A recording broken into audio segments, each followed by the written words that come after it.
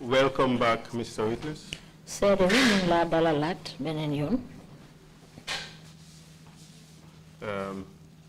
Let me remind you that you're still under oath. And still required to speak the truth. Before the break, you were telling us about this incident wherein this person called So was brought in. And he was not cooperative. And you were ordered to Topatoko. And you said members of your team gave him the monkey dance and the press up and they stretched him. Kindly proceed from there. What happened?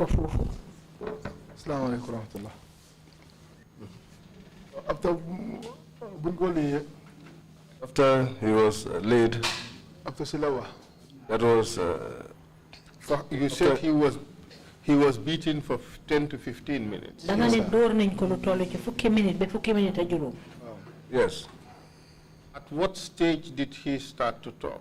When the beatings got very painful. So what did he start to say?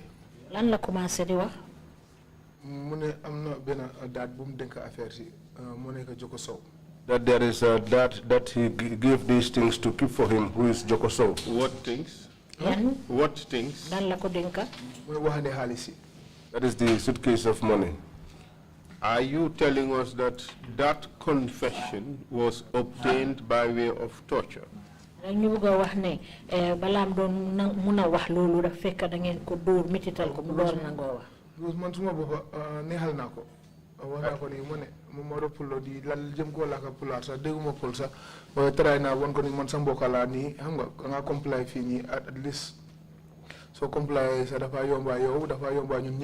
I tried to take it easy with him. I tried to speak fuller to him and told him that I was his relative. Even though I don't speak fuller, I told him to try and comply. Is it the case that for the NIA, when a person comes there, this person must speak, the person must talk, must say things that you want to hear? Ndax dafa nek aada lo xamne moy xew NIA sa yu nek bo len fa indé nit fo ngeen fexé mu wax li nga xamne yeen mom ngeen bëggam wax. But don't they most of the time mu wax dëgga. Most of the time, we want the person to speak the truth.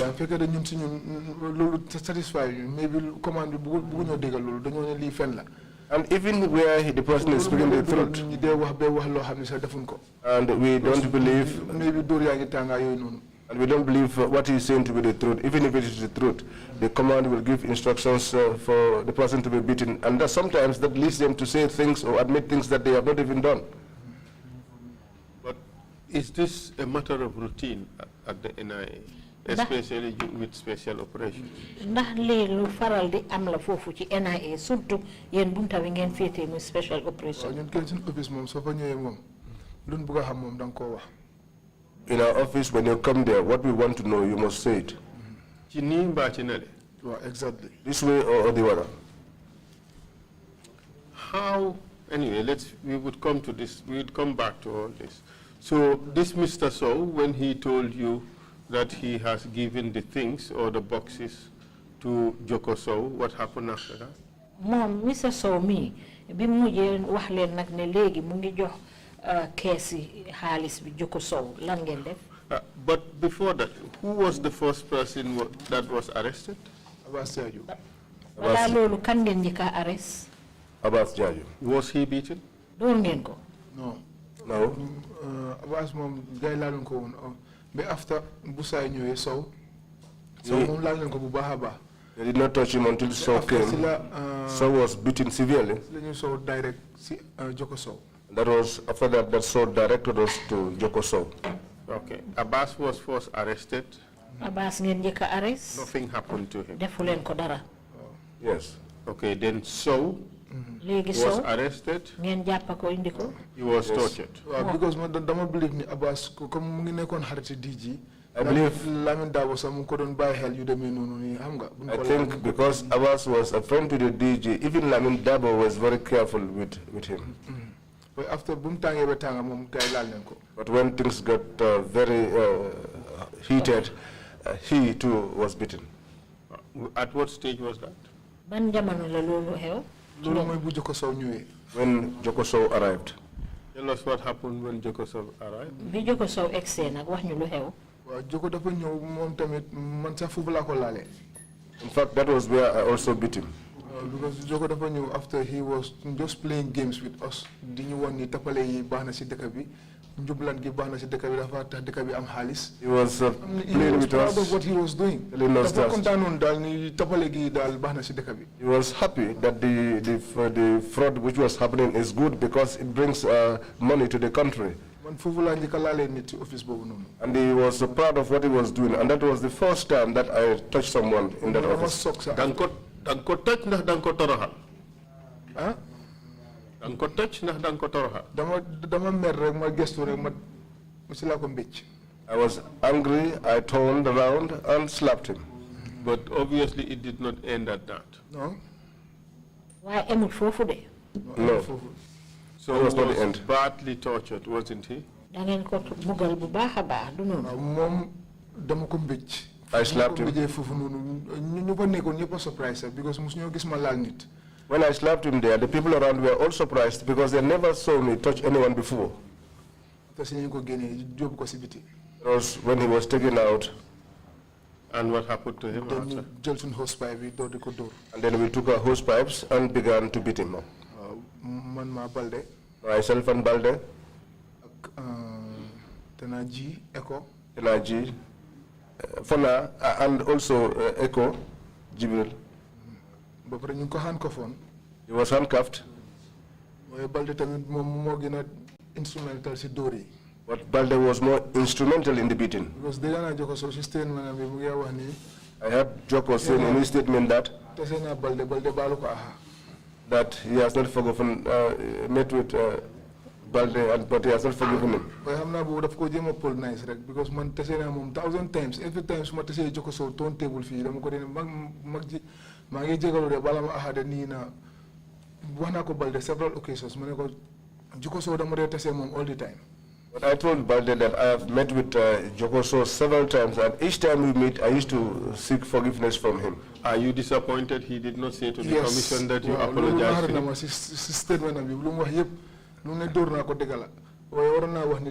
Several times I was surprised by that.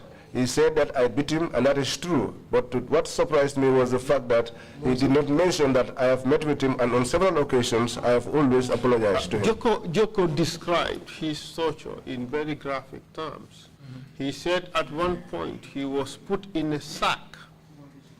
He was tied in a sack and put under a tap, and the tap was open on him. And he suffered like he was drowning. He was waterboarded. Joko, anam yi nga xamne mom ngeen ko doon bugale wax na ko fi muy anam yu miti wax na ne sax amna jamono jo xamne da ngeen ko takka ci biir saaku tek ko ci ron pompe ubbi pompe bi ndox mi sotte ko ci koom mu ganaar la fa melni sax ku doon lap lolu mom su ko waxe mën na nek way man fekke ma bobu nonu te xamna ne bobu drill ci gaay la. If he said that, that is possible, but I was not present. But I know that was part of the drills of the junglers. How do you know that? It was the junglers who used to do it.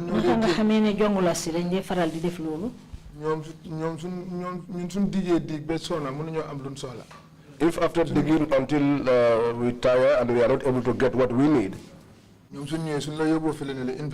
and when they come and take you to invest, those are the kind of drills that happen there. By drills, you mean torture? Yes. How would the junglers come? Why would the junglers come? Who would arrange for the junglers to come? Because case president it is a presidential case. Case president president for concern. It is a presidential case which concerns the president. The whole day defun dara. If we are there, answers. if we are there the whole day and we did not get the answers we need. Before closing hours, first we take a 5, 6 guide in the Dugasi. Before we close, between 4, 5, and 6, they will come in. Simon Dugasi, Noha Baji. Noah Baji will come in. DG. He comes and goes to the DG. Each time you saw him sitting there, you should know that that night is going to be a very hard night. Are you suggesting that as a matter of routine, he would come and go to the DG's office? Yes. I want him done to him more than if I knew them office DG. Most of them office DG, I'm not a 4G one like Nakala situation, Nakala Fatayo, so that if DG one can decide never to comply or never do, so that if you don't attire, then nighttime boys avenue. I think when he comes, he goes to the DG and tries to inquire about what we were able to glean from the captive, and DG will tell him, and he'll be there drinking their attire. I think it's after that, in the night, his boys will come in and take over. So would you say that the GGNIA would always be in the picture? DG bu NIA sa yu nekk li xew daf ko dee xam. ñun amul suñu benn opération boo xam ne ñu ngi ko opéré foofu mu nekk daytime or guddi te DG bokk si. There has never been any one single operation that we were involved in, either in the day or in the night, which the DG was not aware of. xanaa mu nekk ay recovery case yi nii nit amel nit xaalis yooyu noonu ma bugg laa fee boo bugg a call sa nit si pour mu fay la sa xaalis yooyu waaye su fekkee is official mission ñun suñu official mission si yëpp dafa jógee si DG. Except if it is a case of recovery where people take it upon themselves to recover debts for their friends. But if this is an official issue, the DG is always in the know. And for the purposes of having access to a detainee at the NIA, for the purposes of torture, would the Director General have to authorize that access? Pour ngeen jot si ñi nga xam ne ñoom ngeen jàpp ngir mun leen a mbugal ndax su boobaa Directeur Général bi foog mu joxe ndigal loolu. foofu kenn dafa fa mbugal kenn koo xam ne Directeur Général joxewu ko. No one dares torture anyone without the authorization of the Director General. Because so xoolee ñun de ici foofu yëpp dafa nekk ay kilifa yoo xam ne dafa nekk top people so ñun duñ leen dee bugg a laal sax duñ leen dee ñemeñ a laal sax. Because if you look at things, the people that were brought in there are usually senior officers, and no one will dare, we are even afraid of touching them. So, in a sense, you're saying that you would only touch them, you would only torture them with the directions and authority of the Director General. On dafa melni bala ngeen leen di laal di leen wara mbugal foog ngeen am ndigal lu bàyyeeko ci ki nga xam ne mooy Directeur Général bi. Man nu ma ko gisee nekku ni moom mu ñu dee jox direct order bi de. The way I see it, it is not that he gives direct authority. Lu mun a def rek Lamin Dabo foog mu dem si moom. Whatever we did, nañu def leen lii. Lamin Dabo ba pare tamit foog Lamin Dabo demaat ne ko nii la fa taajoo moom tamit mu ñëwaat waxaat ñu def leen lii. Whatever we are to do, Lamin Dabo will go to him and come back to us. And whatever we did, after that, Lamin Dabo will go to him, and sometimes he too will come and give us instructions. What would you say to the suggestion that the Director General was not aware of the tortures carried out by the special operations? Looy wax nag ci lii bu fekkee ne wax nañ ne Directeur Général bi du daan yëg te duy xam mbugal yi nga xam ne ñu ko fa daan def nit ñi. False. Not true. So in this particular case that we were talking about, the Jokosow crew, ci mbiri li ñoo waxtaanee nii muy Jokosow ak ñim àndal. Do you know how many times Jokosow was tortured? Xam nga ñaata yoon lañ mbugal Jokosow? Jokosow is uncountable. It's uncountable. Man lu ma mën a witness daal te naa ni ay 3-4 times. I witnessed about 3 to 4 times. yoo xam ni gars yi ko dugal di ko génne because moom moo fa yàggal boppam. When he was daf doon jéem a dangal. when he was taken in and out, because he wasted his own time because he was not cooperating. Let me ask you this. Xaaral ma laaj la. In the procedures, investigation procedures of the NIA, ci anam yi nga xam ne moom la NIA dee defee seen gëstu yi. is a person not entitled to not incriminate himself? Ndax boromi tamit nag amul doole bi pour bañ a dugal boppam. Okay. Yes, indeed. But if they don't incriminate themselves, you brutalize them. waaye bu dugalul seen boppay tamit ngeen toroxal leen. True. Because guys don't dugal seen boppa dunde buga wax fan la affaire si nekk because soo gisee Joko Sow mu doon dangal bañ wax fan la xaalis bi nekk xam na ni xaalis bi yëpp counterfeit la ak ay naxaate la. They did not want to implicate themselves because the reason why he was not cooperating because he knew that the currency was a fake one. My question is, isn't that really his right? Yeah, it's his right. But do the NIA allow him to exercise that right? li ma laajte fii mooy ndax du yelleefam ndax NIA dinañ koy nangul moom tamit li nga xam ne moo di yelleefam mu doxal loolu. Ma jox la benn example esa. I'll give you one example. Lead counsel, sorry. am na benn Egyptian bu ñëwoon foofu noonu ak yenn jaxa. One day, one Egyptian came there with some ladies and they were taking photographs of the gate. Guy romb ko foofu ak pick up rek ñu gis ni kii tubaab la xam something like that dal ñu isi ko. He was taking photographs of the National Assembly and they passed him on the highway in their pickup. And when they saw that he was fair in color as a European, sort of, they came back and picked him up. Three Jola ladies.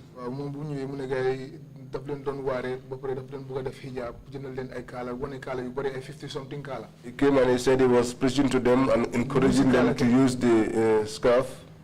They showed a lot of scarves. He was saying that he will not talk, he needs a lawyer. Anything don't call like that, it doesn't concern me, I need a lawyer. Anything they ask him, he tells them, it doesn't concern me, I need a lawyer. No. Well, with all of that, they said no. So what happened to him? He spent a long time there. One after the other, kiss explain guest house tranquil. What is the name of the guest house again? Si benn guest house la jaxay doon liggéey ñoom méet neen waaye daf leen dee dimbale ba pare daf leen dee waare. He was mu ne leen neneen dem Banjul ma jëndal leen hijab yi nii patronize leen si diggante bi NIA romba ko National Assembly mu ngeen nataal different places. He was there office for a long time but not beaten. The girls too were investigated and they said they worked at a particular guest house in Tranquil and he was just preaching to them, encouraging them to use scarves. And this is just to show you that even when you demand for your rights to be respected, they will not allow you. And for how long was the Egyptian man detained? Egyptian bobu nak ñaata diir ngeen ko fa tiyé? For roughly 72 hours there. I think he was there for roughly 72 hours. Well, 72 hours is within the permissible limit. Okay. But what is concerning is that the right against self-incrimination is not respected against at the NIA. Why li ma itel moy li nga xamne moy yelle fi nit ki et pour mu baña duggal bopam lolu NIA fonkuñ ko. True. And the right not to be tortured. Akit yelle fam tam buñ ko mugal buñ ko mitital. That too is not respected. Lolu tamit NIA fonkuñ ko. You will not tell them not to beat you. You cannot say that. As a matter of routine, they will beat you.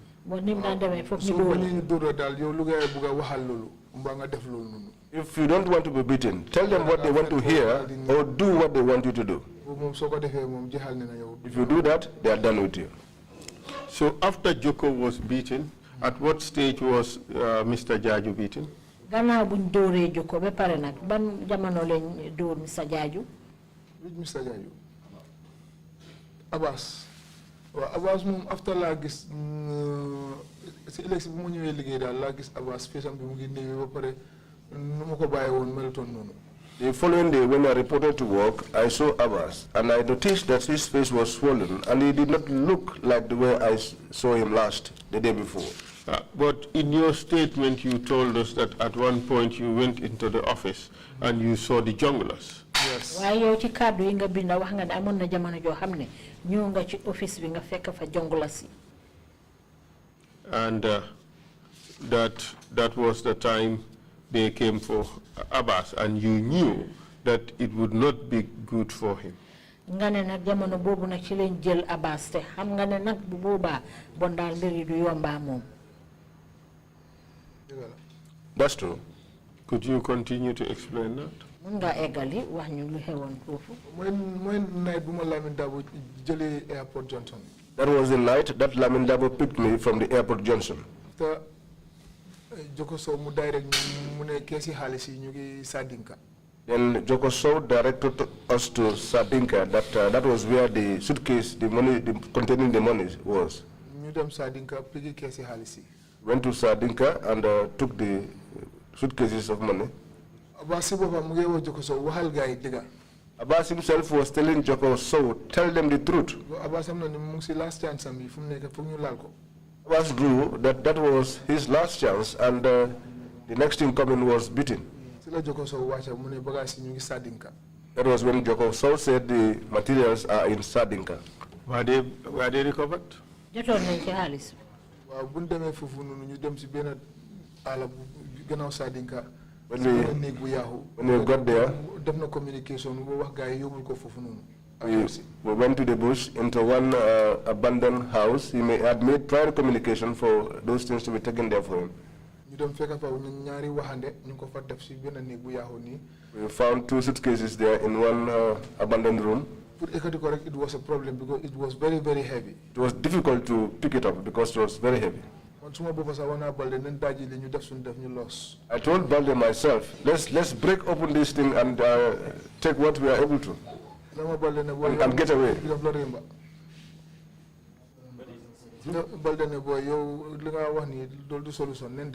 Balde said, what you are saying is not the solution, let's go. So you believed that there was, what did you believe was inside that case? Euros, dollars, pounds. Euros, dollars, and pounds. Those were the currencies. Foreign currency to be here. 611 face. Foreign currencies in 6 suitcases. And then what happened? Then we briefcase, but Ghana must go. These are the iron suitcases. It's a problem. One they call Ghana must go. So for the 2 of us, myself and Balde, to load them on the vehicle was a problem because Balde has a problem with his waist. So we had tried and staggered with these suitcases until we eventually put them in the vehicle. It was in the night, and when we arrived, the DG was seated and other people were seated, and we broke open the suitcases. I was thinking that time, in this night, at least, no matter how small it is, if I am going home, I'll go home better off than before. 6 inches block like 6 inches when first 6 inches block but you tell ko bem toy nga dafa gëna 10. We broke open the suitcases and lo and behold, inside we found 6 inches blocks which were wetted, and that made them even more heavier. That made us even more angry with Joko. That was his deal. He told them to do the swap. He was just playing games and buying time for me escape because when setting escape. He was buying time, trying to waste time so that their marabout would escape.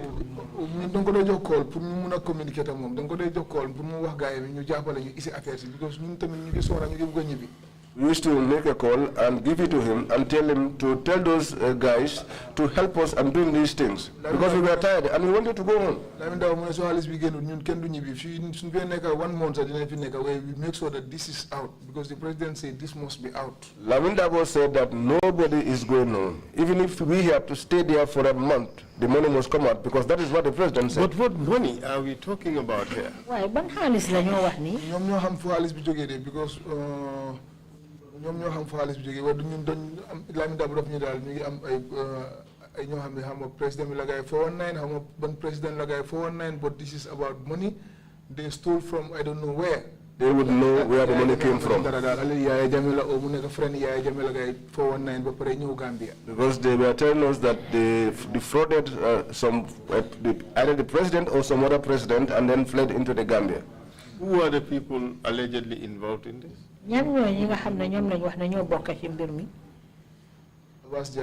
Abbas Jaju. Joko Sow. They are Marabu.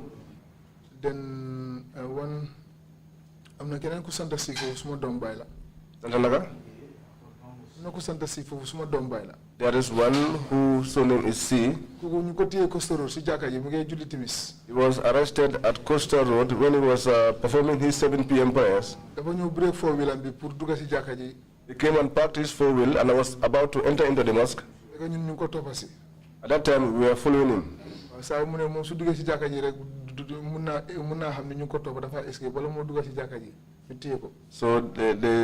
it was suggested that if he gets into the mosque, the people will know that, and if we apprehend him there, the people will know. So we got hold of him even before he got into the mosque. He alighted from the vehicle and I said to him, "Senior brother, how are you?"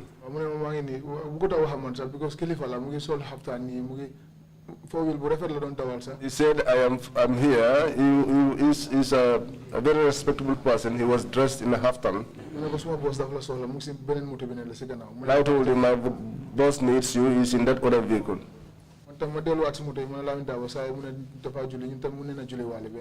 I returned back to the vehicle where Lamin Dabo was and I told him, this guy said he's going to pray. We might as well pray also. He shouted at me. He said, we don't have time. Let him come.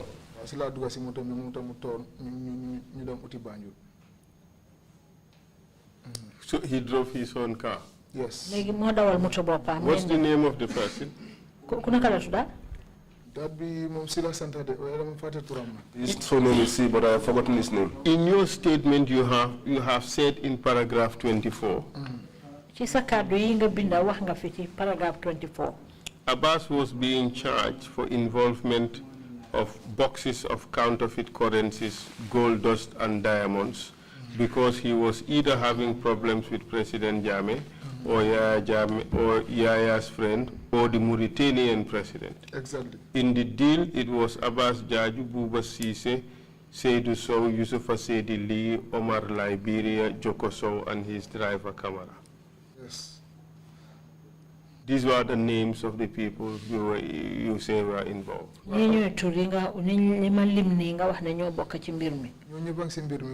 of them were involved. Now I recall that person, the guy called C. And then you went on to say in your statement that in most cases, if a victim refuses to give them the information they required, you are seriously tortured to extract the information. In fact, Invest is a torture room for the Special Operations Office with red paint all over the wall and a tap for washing.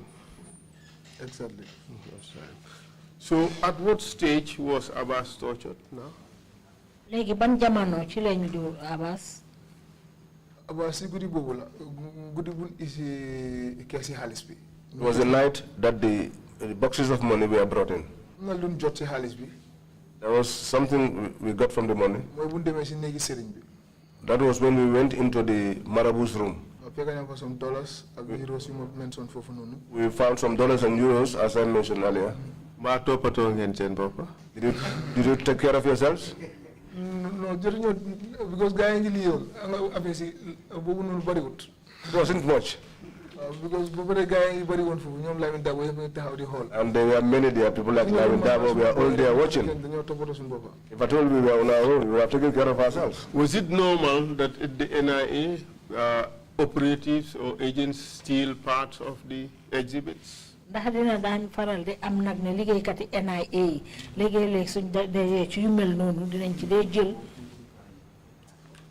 No, musuma fekkee loolu de. I have never witnessed such. Wouldn't they apprehend people and take away their belongings? duñ dee téye ay nit ba pare jël seeni bagages. waaw suma koto yi ñoom doon dee def loolu ñaari yoon maa ngi leen a fekk ñu def loolu waaye man maa leen si dee génne mooy Tamba Mansare ak Sala. My seniors, Tamba Mansare and Sala, were involved in such activity on 2 occasions. Benn bi Atlantic Hotel la because one was at the Atlantic Hotel. soo gisee démb ma laa wax ni man fekkeewuma lu bare bare. The fact that I told you yesterday that I was not present in many incidents was because I was taken to Atlantic. Every good ñu génn biir Banjul def seen operation ñëwaat. But the brothers, the senior brothers, every night they will go inside Banjul and carry out their own operations. Were these NIA operations or were they private operations? Yii nag ay mbiri NIA la wala ñoom seen mbiri boppal. ñoom seen own mission la ngay dox. Those were their own missions. In the name of the NIA? Di ko def nag ci turu NIA. Exactly. Things like what? Lu mel ni ka. ñoom police ting la ngay def rek dem uti boy yi de jaay tay nii jéem a am foofu dara seen loxo oo dem toppa caga yi. jëm leen a arrest pour jéem a nangu gaay seen xaalis yooyu noonu. dañ leen dee rapino. Rapino la ngay def. They do foolish things. suma koto yi loolu la ngay def. They do foolish things. Go after the boys who sell cannabis or after the prostitutes and arrest them and try to get some money out of them. What is their usual state of mind when they go into these operations? These two you mentioned? Jamono jo xamne ñu ngay dem ci façon yu mel ni naka lañ dé mel naka la seen anam dé bindu. ñoom kenn ñoom ñu ngi raglu all the time because ñoom soo leen xoolee rek seen kanam bi sax di nga xam ne ñii doon raglu all the time because su nga gis seen kanam yëpp ay mag la. They are fearsome because even if you looked at their faces, you will see marks and they were not always sober. Am na démb ku ñëw mu ngi wax Huru Hara. Somebody came yesterday and was mentioning the name Huru Hara. Kooku mooy Huru Hara ñoom ñaar la da nga am Huru Hara. There were two. You had Huru Hara. So some people call them Huru Hara, some people call them Puchu Pacha. Some people call them Huru Hara, some call them Puchu Pacha. Usenu and Asan. Some call them Usenu and Asan. Ñoom ay twins ne ñoom ñaar rek a ànd. They are twins because only the two of them work together. ñoom ñaar rek a ànd. They were always together. Huru Hara, Puchu Pacha. Those are their names, Huru Hara, Puchu Pacha. And you said they are never sober. Dunde sober. Waaye man nag dun ma dee bàyyi xel bu baax because ñoom opération yu gay dee dugga yu nekk biir Banjul bu dama leen dee toppa because ñoom rider la gaay man ma amee suma moto taxi la amee those days su gaay duggee nii ma xam ne koto yaaga neen te man waa Banjul laa te du ma nangu ñu téye doomi Banjul di leen def naka su dul noonu dama leen dee kalaate seen diil yu bari. So I used to follow them in those days because they had a motorbike and I had a vehicle. Since I was a native of Banjul, I wouldn't want them to put Banjul citizens into situations that will make them suffer. So I used to go after them, follow them, and sometimes I used to foil some of their attempts. They were so angry with me that they usually threatened me.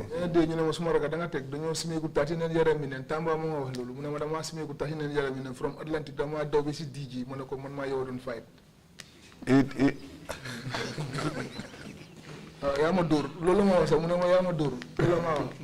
Tamba threatened me that one day he will undress naked and run all the way from Atlantic Ocean to the DG and report me because to have been fighting him. One day I found them at the Gamtel roundabout. They set an ambush. There were some Malians, the Bambaras, where they wash clothes. Behold, the Bambara had spoken to a woman and they were... The deal be there. Until they came to terms.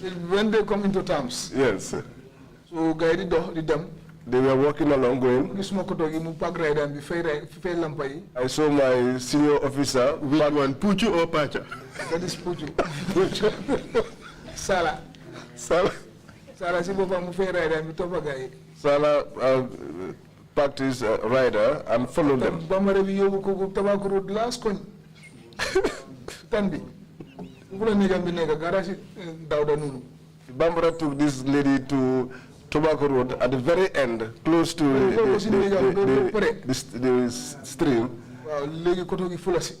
After he took the lady into his room, then the brother came out, and that was when I came, because I knew where they were going to. I came and put the lights of my vehicle on them. And he said to me, my younger brother, am I the one that you are following?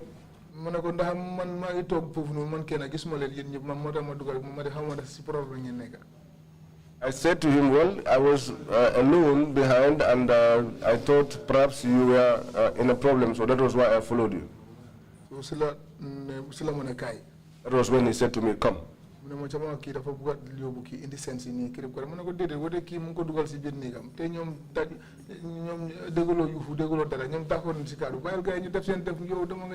So he said,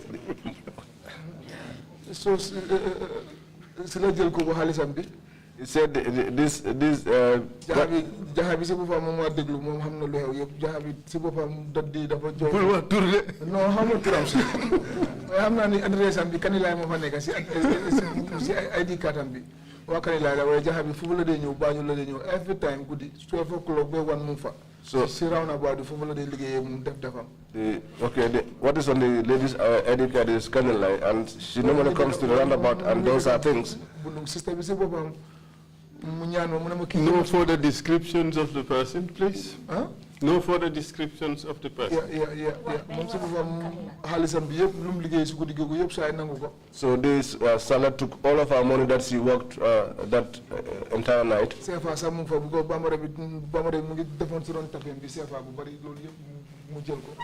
was safer, which the Bambara had. He took all. He took all from him.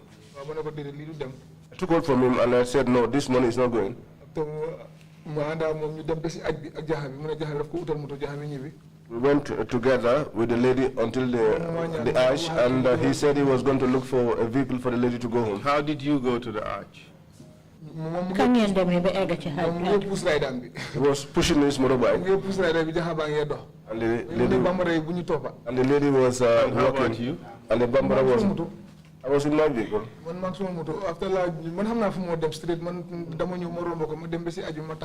knew where he was headed to, so I went past him and waited for him at the arch. I was his problem because I focused my attention on him. The lady came to me and pleaded with me and told me, tell your brother to give me my money because I don't have fare. I pleaded with him, and later on, he handed back the dollars currency and kept the I thought you took the money from him. I didn't take all. But what you took, what did you do with it? I gave it to the lady. He held on to the safer. He wanted to give me some. I told him I was okay. But are these things normal in the NIA?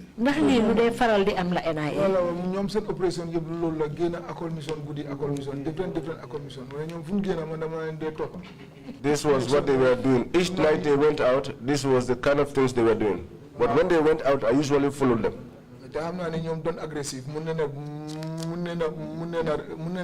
Aggressive any minute. And I know that they were aggressive, and they could get aggressive any minute.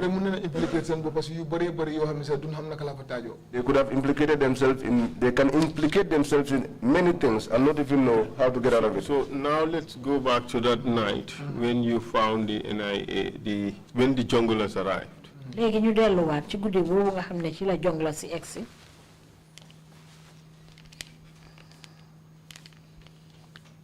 What happened? It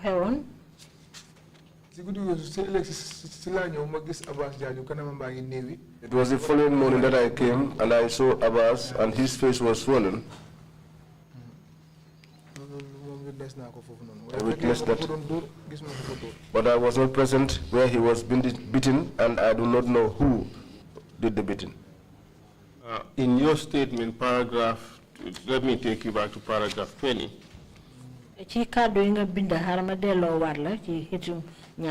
Paragraph 20. You said on another day, also around 1 o'clock in the morning, that would be in the early afternoon. Well, 1 o'clock in the morning, that should be early morning then. He says, OC Jaju called me again and we have to go to the office. And upon arrival, we found that the other team members were already in the office. That is Alassane Balde and Jibril Kani. Then OC Dabo asked Jibril to go and bring in Abbas Jaju, who was in detention for a week now there. When he was brought, DJ Yankuba Baji also was in the office, and later the junglers also came in. The head of the junglers team was Lieutenant Nuha Baji. He came with Michael Jata, Fansu Nyabali, Yaya Jamme, and their driver Suleiman Sambo. I take it that this is a different Yaya Jamme. Yes. Not His Excellency, yes. The Chairman. President. We call him chairman. You call him chairman? Yes. Yes, the short one. Yes. Stocky. Yes, exactly. Yes, yes. Chairman, Mr. Chair, Yaya Jamme chairman, testified before the commission. Which Yaya Jamme, Babil Mansa? No, chairman. Not the Babil Mansa. Not Babil, but chairman. Chairman testified. And he's a real lookalike of His Excellency Sheikh Professor El Haji, Dr. Yaya Jamme. They look so much alike. And then what happened? And then you went on to say in paragraph 21 that from there on, because the office was too tight, but all the others were there, I went out of the office because once the junglers have arrived, it's going to be a real show for Abbas. Despite I was outside of the room, I can clearly see inside through the windows. And besides, it was late night and our team were the only ones in the premises. Later on, they came out of the office with Abbas and were taking him to invest at the back of our office. What happens there in invest at the back of the office?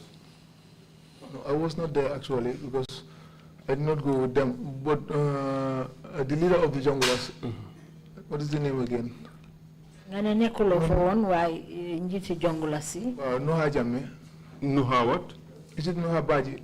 Yes, I guess you said Lieutenant Well, Nuha Baji. Baji, most of them the Malinga, some of them bus. You know, Tessa Ganende. He said to me, Selim Bas, today we are your visitors. He wanted to take me behind. And then what happened? Well, don't do few steps after Mudonwa.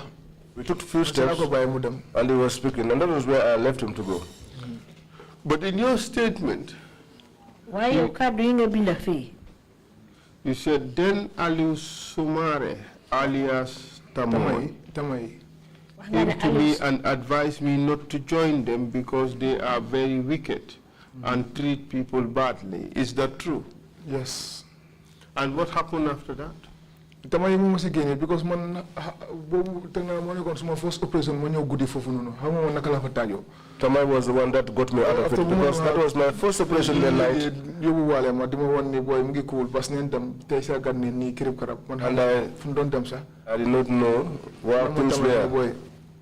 After bum taxé di wax mu don wax Michael Jata tamay mu ne ma boy bul dem fofu de bu fa ega sax because when this guy tried to cajole me and tell me that we are your visitors and wanted to take me, it was Tamay who advised me that let me not go along with these people.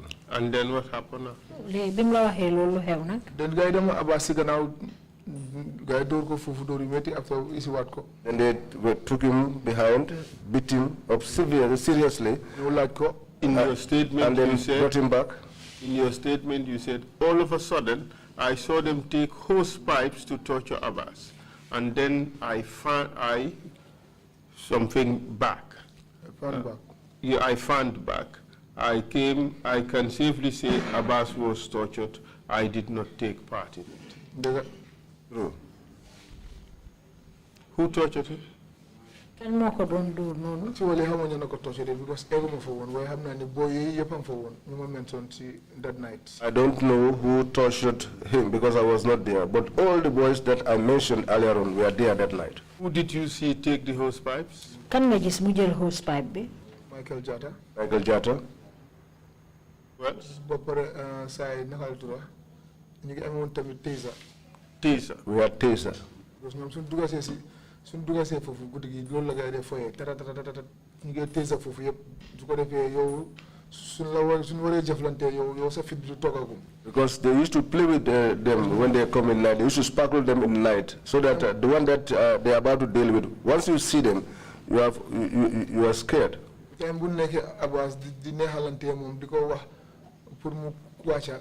When we are trying to talk softly to Abbas so that he could reveal things, Abbas ang doon jéem a waste time yooyu gars yi nekku noonu di comply waaye after bu boy si excès jongla si. he was wasting time and not compliant. But when the junglers arrived, waaw ñoom ñëpp a jaxasoo fu mu nekk. they were all because ñu ngi leen a wax ni fu mu nekk yéen seen waxtu dee mooy jot de. they were all confused at the time because they were telling them that your time to die has come. So leen waxul ba boy ba leen jox gars yi rek you are finished. Because if you don't talk until we hand you over to these people, you are finished. So it's your testimony that all these people were tortured. so mom ci sa kaddu moy dal ne ñi ñepp mugal nañ leen fa ñëpp ñan ñoom ñepp lañ bugal. All of them. All these people who were arrested and alleged to have been involved in a 419 scam. ñi nga xamne ñom ngeen jappon ci te tumal leen dóor ko fa moo nekk suma doom baay ku sant si daat bi. The only person who was not beaten was the one. invité foofu mu ñëw wax na lu mu xam mu taalaan motom tam waaye jokko sow motom baa ngi fa woon yàgg na fa Abbas motom baa ngi fa woon yàgg na fa ñoom ñëpp seen moto yi after dañ ko fa téye yàgg nañ fa. The only guy who was not tortured is the guy I said is having the cease name. He came, spoke what he knew about the whole incident, and they allowed him to ride his vehicle out of the premises. But the others, Jokos, so Abbas, and others, all of them, their vehicles were impounded. Did the DG know that his friend Abbas was being tortured? DG bi na xamone na ne xaritam bi Abbas door nañ ko fa Of course. How do you know that? naka ko xamé because after DJ mu ngi toog Abbas a ngi toog. DG was sitting and Abbas was sitting too. suñ la yóbboo toppatoo la ba pare dañ la dee isiwaat. When they take you out and take care of you, they'll bring you back. DJ mu ngi toogoon suñ office. The DG was sitting in our office. waaw booy dañ la dee jël génne la yóbbu la si gannaaw. The boys will pick you up, take you out to the back, ñu ngi xim ataaya ak DJ.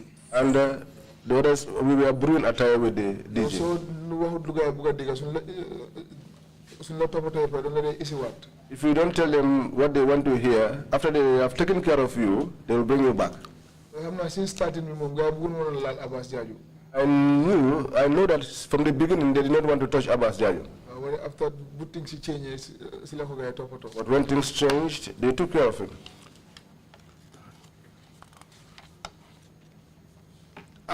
Apart from this incident, gannaaw xew-xew boobu there was another money dealer, money doubler who was brought in and beaten. am na keneen koo xam ne moom tam mu daan jëflante ci ay njublan ci mbiri xaalis moom tam indi nañ ko fa dóor ko fa mag la. It's one of the items you gave me. bokk na ci ñi nga xam ne wax nga fi. am na benn daat bu dëkk fii nii naka la tudd Fajikunda si biir Dumos. There was one dad living in Fajikunda in Dumos. amoon nañ information pour ñu dem piki ko. We had information to pick him up. ñu daf dee def money doubling yi nii. That he was involved in money doubling. yëfi passport yi nii teegi bi. And yooyu noonu. fake passports. après bu ñu demee néegam sax lu leen fa fekk nañ fa items yooyu ay typing old typing writers yi nii. When we got to his room, we found those materials, the old typing machines. some counterfeit ñu enu ko yóbbu ko. We found some counterfeit currency also, which we all picked. And, génne ko si kër gi rek problème la. but to bring him out of that room was a problem. Fajikunda yëpp a génn ba pare mu ngi am doom yu jigéen yu mag ñooñu tam ñu ngi doon tontu naka su dul noonu. The whole of Fajikunda came out. And also he had some very mature daughters who came out and they were saying anything they could say. after guy am problem ak suma boy fofu sa. They ended up having problems with my colleagues. Ñom ñep leen enu yobbu after. And we had to take all of them along. And was he beaten at the NIA? Was he tortured? NIA na door nañ ko. Dad bu mom door nañ ko because dad bi dafa dëgër bopam. Yes, they beat the dad because he was very stubborn. Mom pour mu dugga ci moto bobu sa dafa bañ dafa xatarayu bari pour yuhu make noise pour Gambia yeb gëna ci. Lu la paré won because mu don sacrifice yo xamni fofu. Even to get into the vehicle, he was trying to make so much noise so that the whole of Fajikundel will hear, to the point that even his trousers, how do I say this? Went off his body. But who removed them? No, security card. It was in the scuffle. It was in the scuffle that the trousers got off his body. He did not use a belt.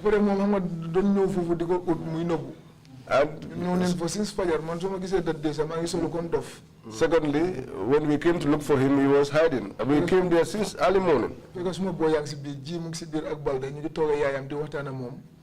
you saw me that day, you'll think I was a fool the way I was dressed. My voice was a madman. I was a madman.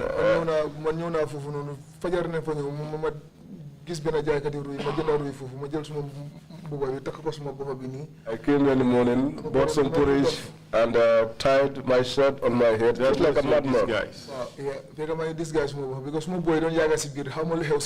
I disguised myself because my boys were inside and they've been there for a long time. And I was not supposed to go inside. I was supposed to wait because the pickup was in another location.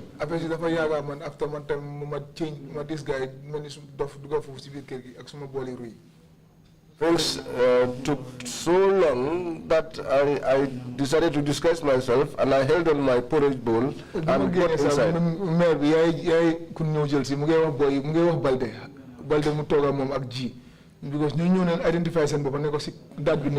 Balde and G, who were inside, had identified themselves to the mother of the person that we had come to pick. Because I mean information that we that night. Because we got information that the dad came from Bissau that night and he was home.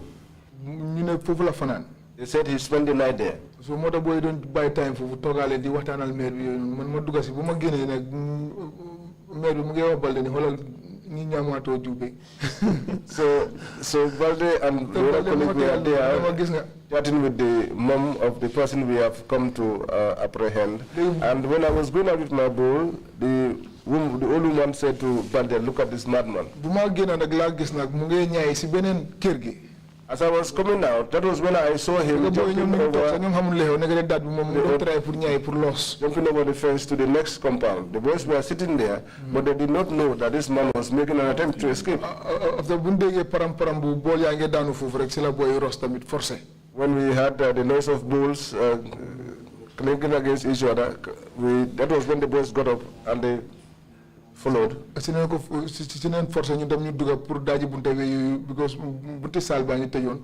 security card bobu doom bu jigen tam ñu ngi wone ki nekk fi bu len dugga sun kër bu len ñu jaay doole bu len trespass ci kirib karab they were saying all these foul words so ñu tam ñu forcer rek. So that was when the boys forcefully got into the room. And then you caught him? And then the prim param started. After ne ko yobu Banjul mom tamit we took him to Banjul too. ñom dafa melni ñom sulu gaay nekk non do ci des proud de because mom tam ngay yuhu ci kaw mu wori wut mu ngay wax nit mu ngay saga ndey ku nekk. It was as la don saga ndey ku ko ragal ñun ragalut kenn ci ñun. It was as if he was proud of what he was saying, and he was saying it aloud and insulting our mothers. In the end, he was taken care of. Yes. Mercilessly beaten. We beat him, yes. By the special ops. So I don't know because mom is a door, mom Sahan coffee la door.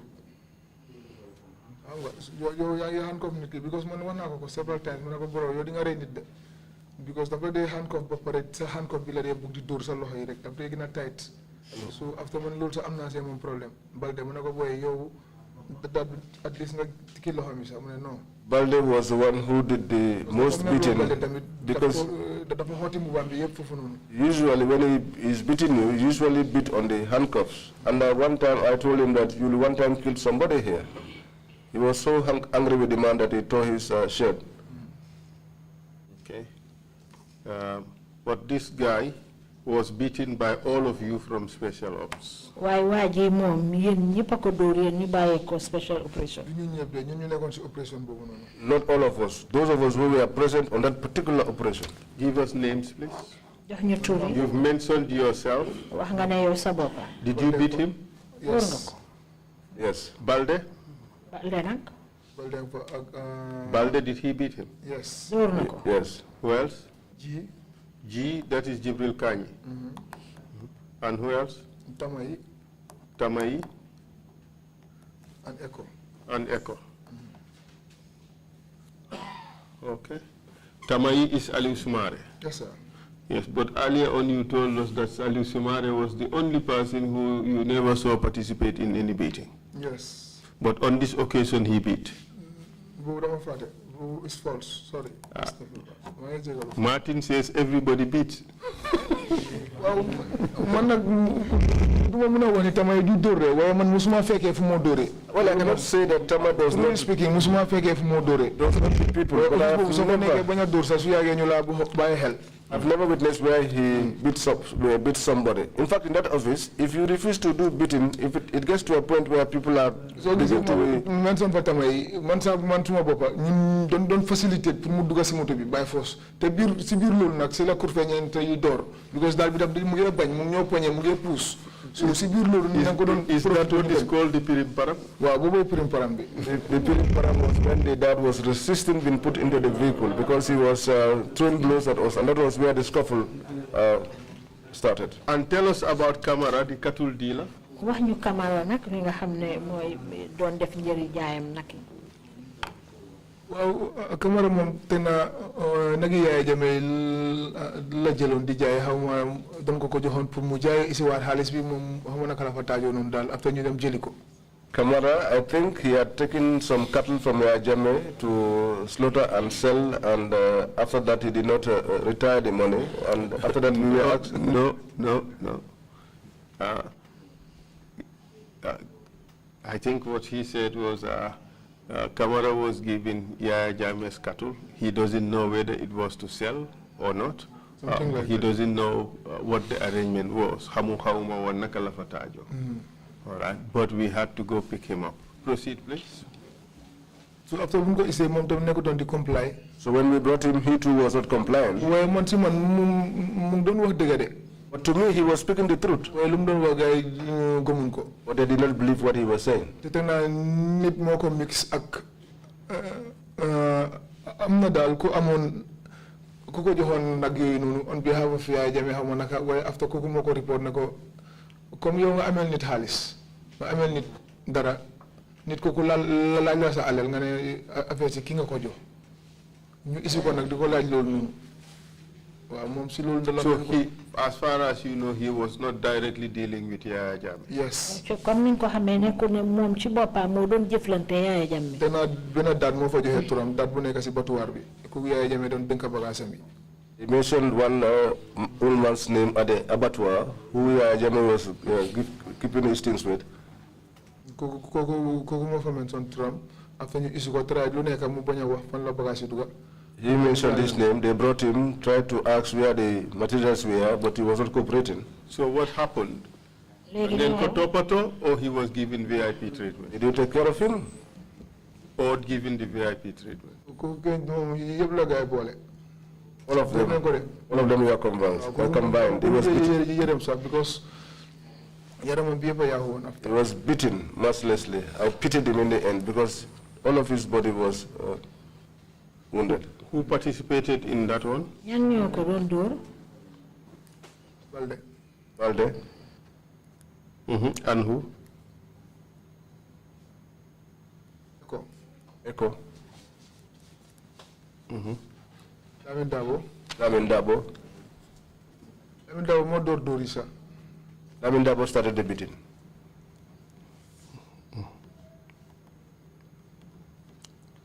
Lamin Dabo. This guy, Balde. Echo. Who else? Agman. And myself. And who else? I think we were the ones. Okay. Did he confess in the end? I don't believe he spoke. I think he did not even commit that offense. He was just accused. There was anything positive we have from that guy.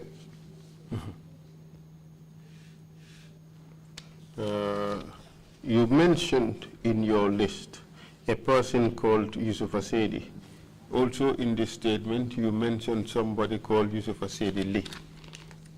What can you tell us about that?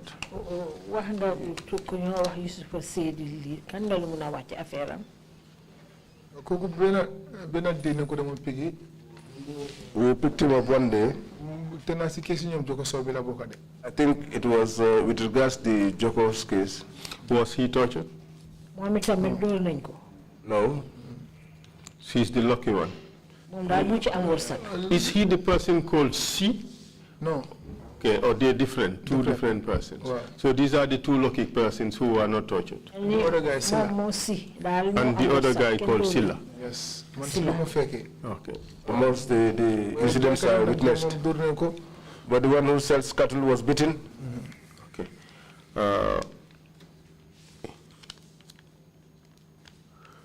There is this Daru Hairu case. The Marabu from Daru Hairu. Sering di baye ko Daru Hairu.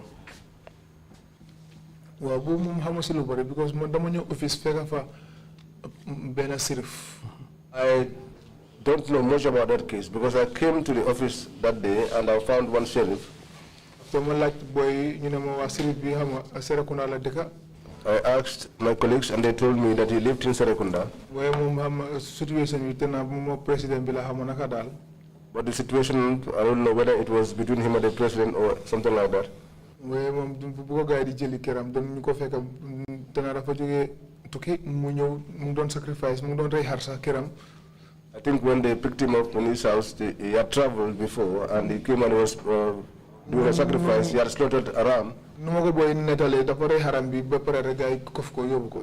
As my colleagues explained to me, as soon as he slaughtered his ram, they gripped him and brought him along. For how long was he detained, as far as you can recall? Those darts took a long time there, or spent a long time there. The information you gave us, it's more than 3 months? Yes. Yes.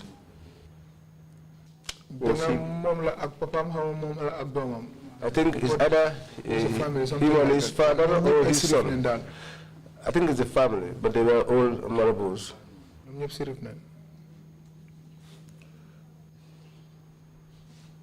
In all this that was happening at this place, the special ops, do you have any regrets? Well, council, truly speaking, Truly speaking, council, I never knew that was the way that office was.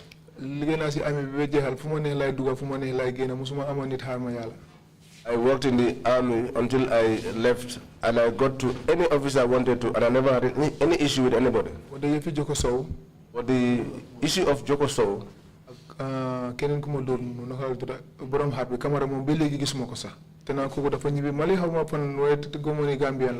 camera, the guy involved in the fake money, whether it's a Malian or not, I don't know. I went to Abuko on 2 occasions to inquire about him, but I never got the chance to meet him. Since day one, but other than that, since day one that I got into that office, I regretted why I went there. Because is a noble job that we do for our country. Because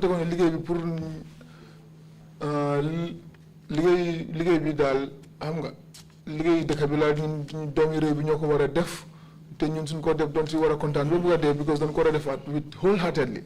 I thought this was service to my country, and that was work that the citizens of this country had to do, and if they were to do it, they should do it in gladness. But when I realized that there was bias in the work, that we were continuously used anyhow, even our own people began to look at us with suspicion. But I don't know about other people, but for me personally, that was not the way I was trained. I thank God a lot because Aliu Sumare was always there by my side assisting me. If it were not for Tamai, my hand would have been stained in many cases. Because you bury before also the prayers of my parents, because when I come, they used to talk with me. I was not like that.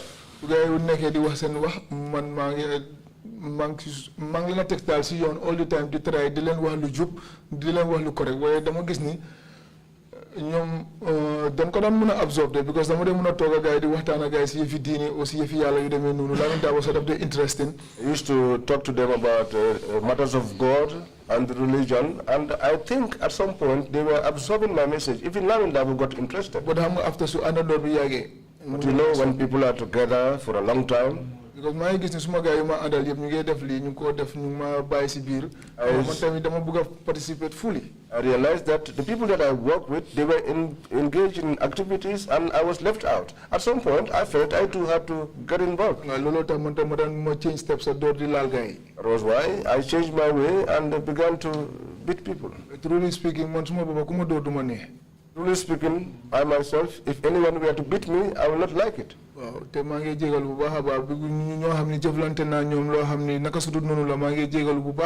apologize here wholeheartedly for those people that I have dealt with in not proper manner, for them to forgive me. Do you know this Paul guy who used to deal in foreign currency? Xam nga waaye Paul bi nga xam ne daf daan jëflante ci mbiri xaalis bitim réew. Wéccikati xaalis la woon. Wéccikati xaalis la woon. He lived in Manjai. Mu ngi dëkk Manjai. Wéccikati xaalis bu dëkk Manjai. I can't remember that money changer who lived in Manjai. Now is your opportunity. He's a brother of Baris Bureau de Change, Bureau de Change. Your people caught him and took his money. I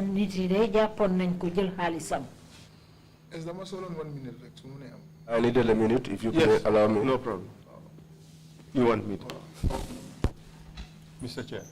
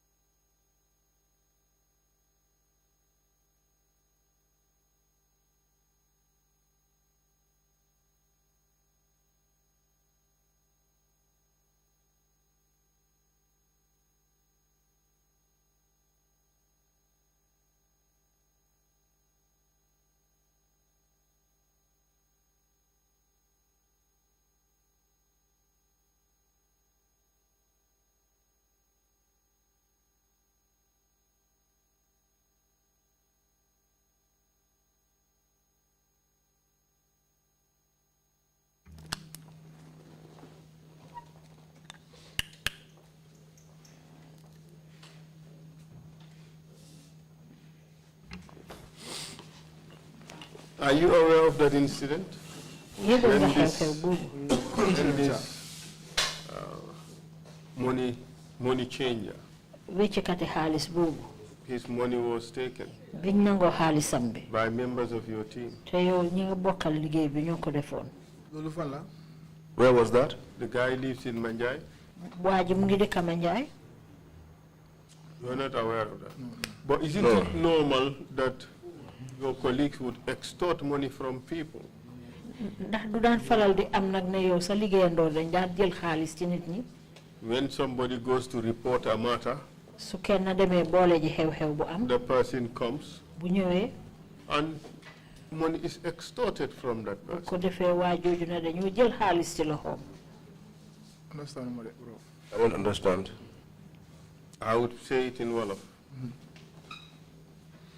léegi-léeg daftaan am nit ñëw boole si nit si seen office diw sangam amel na ma nangam o diw sangam daf na ma nangam. Once in a diw while, sangam boobu. someone comes to your office and leaves a complaint that someone owes them a debt or someone has done something to them. diw sangam boobu biñ indi foofu balaa ngeen koo bàyyi di ngeen jël dara ci moom. And then you will go and collect that person who is accused, and before you let the person go, you would have extorted money from the person. su fekkee nit ñëw na report si foofu ne nit dafa ma amel xaalis. If someone comes and claims recovery or claims that someone owes them a debt, nga wax ko Lamin Dabo o nga wax ko mu nekk kenn ku concerned ci office mu handle ko. tell Lamin Dabo or someone concerned in the office to handle it. mu ne ma bas call number bi nii kii dafa amel kii xaalis. They will tell me, Bas, call this person owes this other person money. ma call la invite la nga ñëw. I will call you and invite you to come. mooy yu ma la woon noonu yëpp cases yooyu yëpp maa ngi ko amee fii yoo xam ni. And those are the cases I showed you. xaalis mu nekk benn NI officer neen amel xaalis mu ñëw report ko si ñun pour ñu jàppale ko nun ko mun a recover. There was an incident where one NI officer owed someone, and the guy reported and asked us to assist him to recover the money. léegi su ma la ooyee nga ñëw ma explain la ne la yow yaa amel diw sangam xaalis because of lii. If I call you to come, I'll explain to you that you owe so and so person money. nga ne waaw dëgg yàlla lii laa ko doon lijjanti lii ma ne la ana xaalis bi génne xaalisam nga génne xaalis bi soo mënut a génne xaalis bi ñu def payment plan ni nga ko mun a fayee. If you admit to owing monies to that person, I'll ask you where is the money. Otherwise, if you don't have the money there instantly, we'll draw a payment plan. waaye du ma la dóor du ma la saaga da dañoo toog ñu waxtaan ñu seet na xam ko mun a fayee. But I will not beat you, I will not insult you. We'll sit down and discuss and look at ways in which you may be able to repay the money. yaa maa wax ni every month or every week or every lii nii laa ko mun a fayee. You are the one who will tell me either every month or every week, this is the amount that I will be able to pay. Then ma oo borom xaalis bi laaj ko ndax loolu feeboo na ko su ko feeboo then we go ahead. Then I'll call the person owed and relay the message to him or her. If the plan favors him or her, we'll go ahead. Otherwise, léegi su ma recover xaalis bi yëpp nag su ma fa mayee 10,000 o nga mayee fa 5,000 ma téye.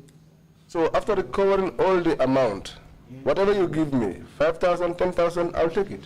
Sometimes even the person who owed money would be asked to pay something to the NIA staff to be before he's released. léegi sax ki nga xam ne moo amel nit ki xaalis ñu indi ko fa di ngeen koy laaj pour mu jox NIA liggéeykat yi xaalis balaa ñu ko bàyyi. Are NIA personnel involved in taking protection money from business people? waa NIA yi ndax dinañ dee jël xaalis ci jula yi loo xam ne dinañ leen mun a aar. ci di leen chantage rek da ngaa ñëw diw sangam soo leen ma joxut lii ñu. non loolu yëguma ko de dégguma ko de. I'm not aware of that. I have not heard about it. These private matters that are usually reported to the NIA, I have seen you've given me a list of several instances where you have collected debts from the people. Do you realize, is this fact known to your bosses, that NIA staff were doing this? They were collecting debts on behalf of people. The agency was being used privately by individuals. léegi ay nit ñu jotee rek kii amel na kii ak ay jotee seen diggante rek ñu indi leen foofu ci NIA yi boole si leen ndax seen kilifa yi seen njiit yi xamoon nañ ne yéen a ngi doon def loolu. ñoom seen bopp ñu ko day jox.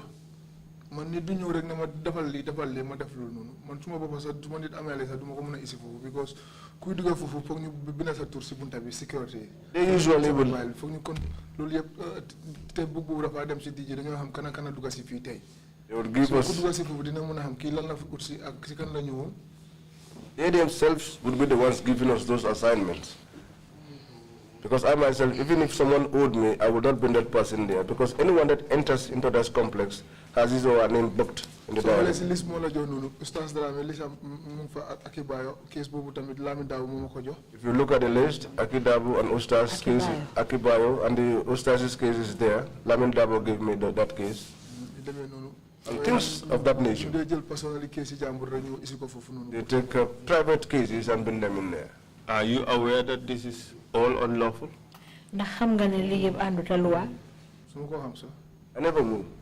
This is NIA is an intelligence agency. Lii NIA la. This is not work for the state. Lii du liggéey boo xam ne pour réew mi la. Dëgg True. xam nga ñun ñu ngi ñëw pour ñu ngi ñëw si office bi fresh ñu ñoo jàngal job bi ñun lu ñu gaay def leen lii rek loolu la def. You know, we came newly to the office and whatever they asked us to do was what we did. Thank you very much, Mr. Chair. I have no further questions for the witness, except to say that in your statement you told us that most of these tortures were done for and on behalf of Yaya Jammeh. waa jërëjëf Chairman amatuma lu ma ko laaj xanaa rek ci sa kàddu yi day wax nga fi ne lii ngeen daan def di mbugal nit ñi di leen mitital yëpp yéen a ngi ko doon def ci turu Yaya Jammeh. Because ñun loolu la ñu gaay dee wax. That was what they told us. They will always tell us this. Ñun suñ case yëpp case bu dee jógee si State House la dee jógee ñëw ñu toppatoo. That all our cases emanated from the State House, and when they come to us, we took care of them. Thank you very much, Mr. Chair. Thank you, Counsel. The list that you referred to, private matters that NIA got involved in, are you going to submit it as an exhibit, or can we have an idea of what is on that list? I can exhibit it, Mr. Chair. These are diary entries. These are diary entries of... Maybe if you can read it then, yes, and tell us what's in that list. Okay. I mean, it depends on how it is organized. Okay, I'll put this one in. This is an undertaking by one Momodu Samate of Kotu, who owed one woman called our Wad, and it was $150,000, and a payment plan was made. And this is a document is here to witness that. There is here also another document, one Basiru Bajo. This was a visa issue. 600 euros was paid, and 600 euros and $10,000 and another $60,000 for pocket money. This was the Akibayo case, Akubayo and Ustaz Drame. We have a document to show that. There is also an undertaking by one Adama Gay to pay $55,000. I don't know to who. Yes, that is to Aliu Baji, I believe. And there are a few diary entries of the witness showing some of the transactions. I would not put in the diary entry, but I would put in these 3 documents as evidence of private matters being handled by the NIA. The private matters between individuals who are not yes. NIA. Yes, they have nothing to do with the state. And this should be Exhibit 190, if you accept them, Mr. Chair. Exhibit 190, Exhibit 191, and Exhibit 192. Sorry, Exhibit 190A and Exhibit 190B. Thank you so much, Counsel, for that.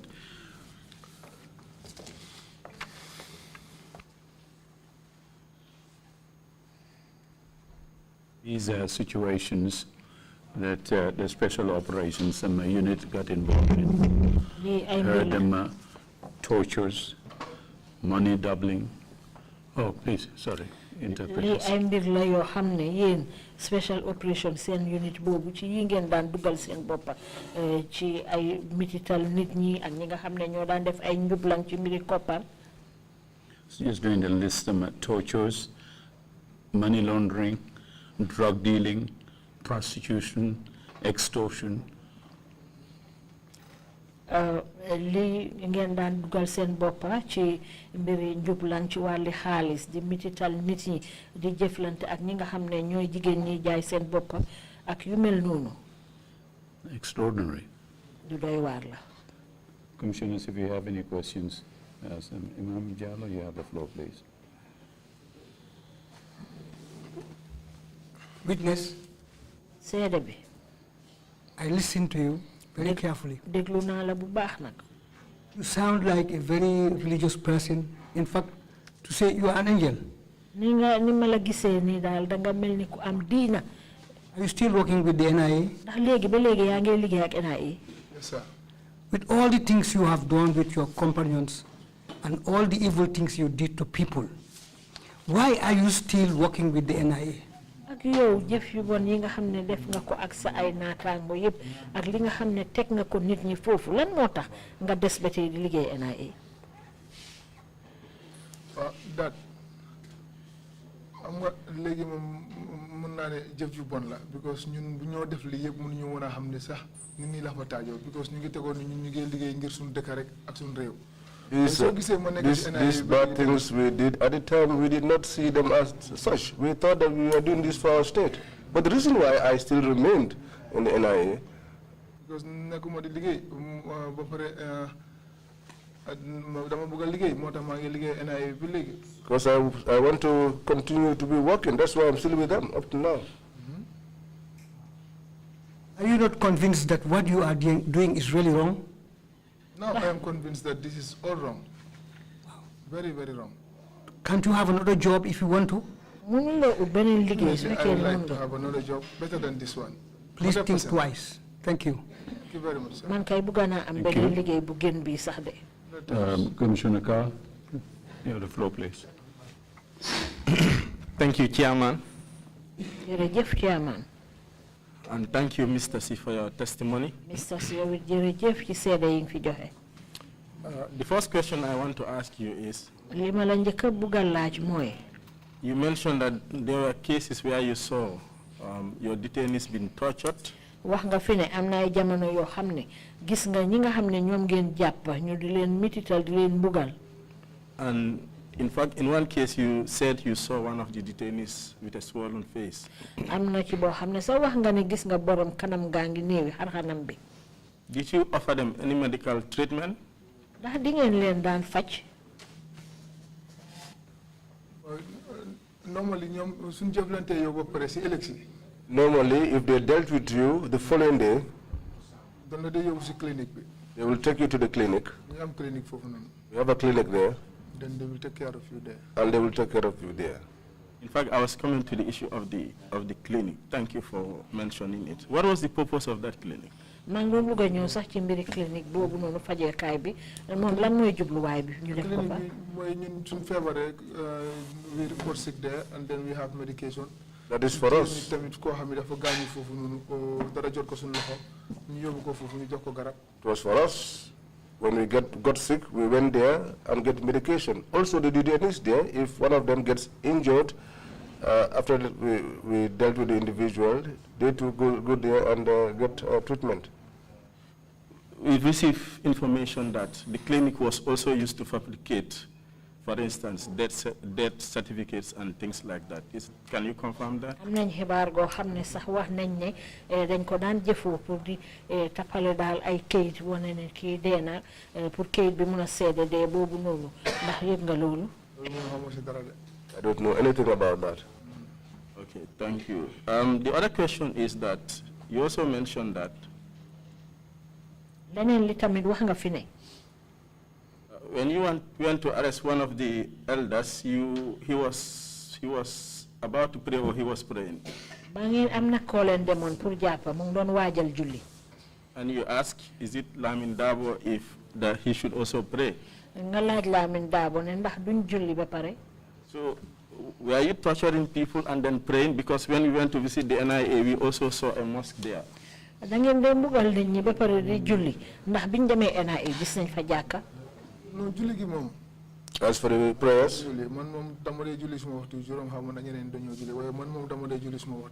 as for me, I pray my 5 times daily. I don't know about others.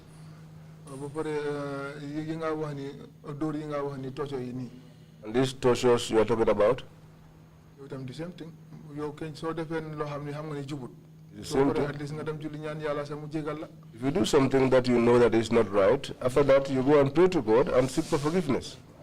And what about the victims? Do you ask them to forgive you, or are you willing to ask your victims to forgive you? That is what I want. In fact, that is one of the main reasons why I wanted to come here. I don't want to meet with somebody and I will be looking downwards.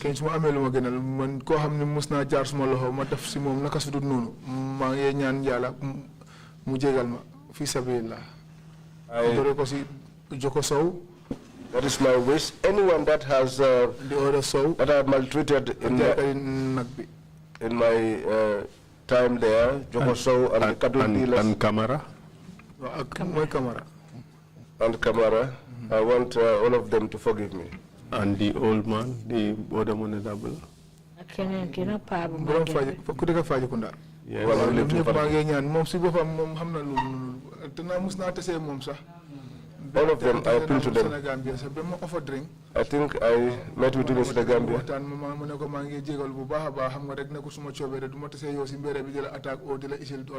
Offered me a drink in the Gambia. We sat down and chatted, and I told him that that was not my intention. Because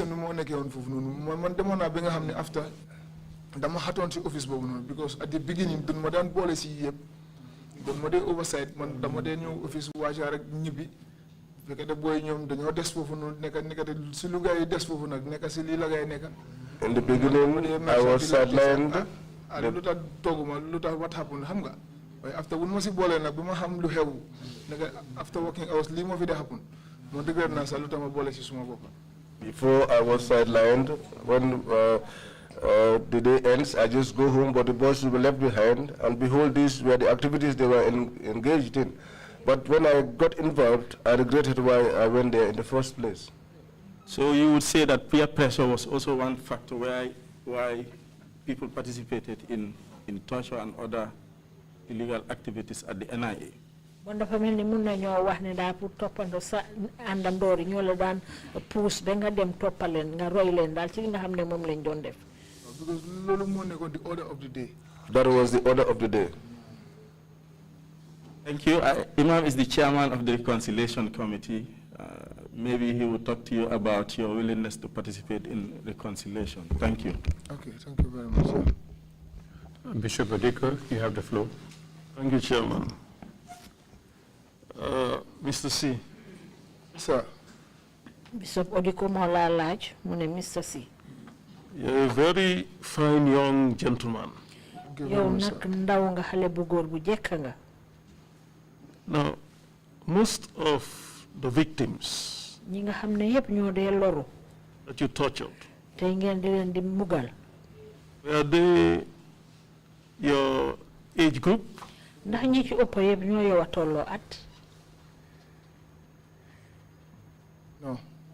No.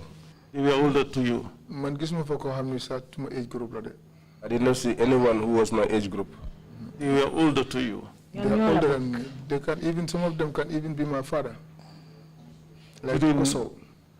At that time, what went through you when you were torturing people that were older to you, or even some of them that could be your parents? Jamono ji nga xamé ne yaa ngi mbugal ay nit ñoo xamné sax mën nañu nekk sa ay wayjur naka nga dee yëg loo dee yëg. Man nekkul suma coobere nekkul lu ma bëgg nekkul lu ma like because it was not my intention. It was not something that I liked to do. Lu ma jàngal mooy sa mag dang ko jox cër. What I was taught is that someone that is older than you, someone who is your elder, you must honor them. dama fekk ñuy liggéey noonu loolu la ñu gars yi doon jàngal loolu la ñu gars yi doon won ni suñ fi amee détenu koo xam ne bëggut a wax dañ koo toppatoo. These people, when I found them there, te man tamit ma jàpp ne lii mooy liggéey bi man tamit ma nekk ci. this was the way they were operating, and these were the things that they were teaching us, that whenever they have a detainee who was not cooperating, there was a particular way that person had to be treated. You don't mistake, you doubt. You dare not make the mistake of being asked to do something and you'll be expressing doubt. You mentioned here, after torturing the people, you go to God and seek for forgiveness. Don't you think it should have been the other way around? You should have asked for forgiveness from the victims first. That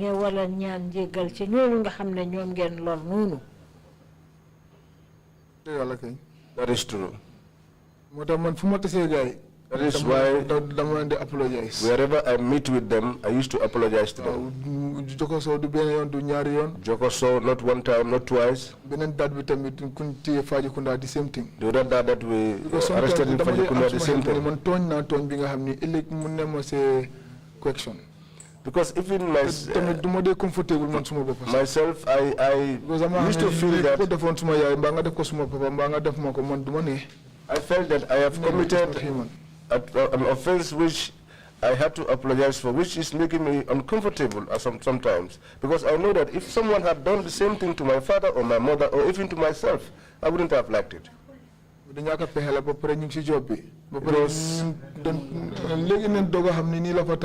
we do not have any means. We are doing the work. Because it is only now that we are getting to know every day how things were there. TRC every download. So it is the TRC that is opening up the eyes of people. One after the other, because no boy you they want to TRC boy you only lesson like school university la because all the citizens of the TRC I usually would download them and watch. Even my colleagues.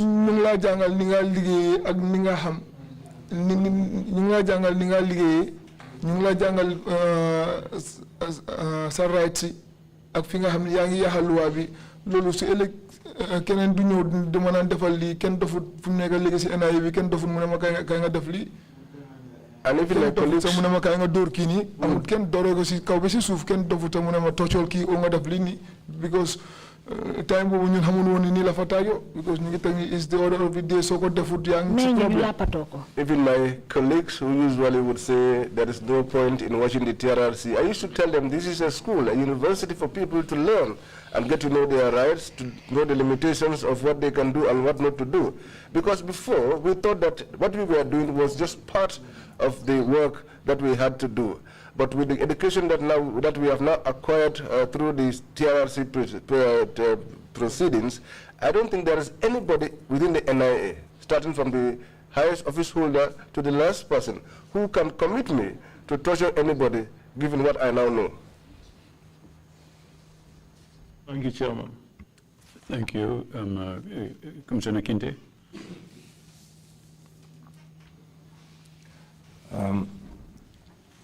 Good afternoon, Mr. C. Mr. C,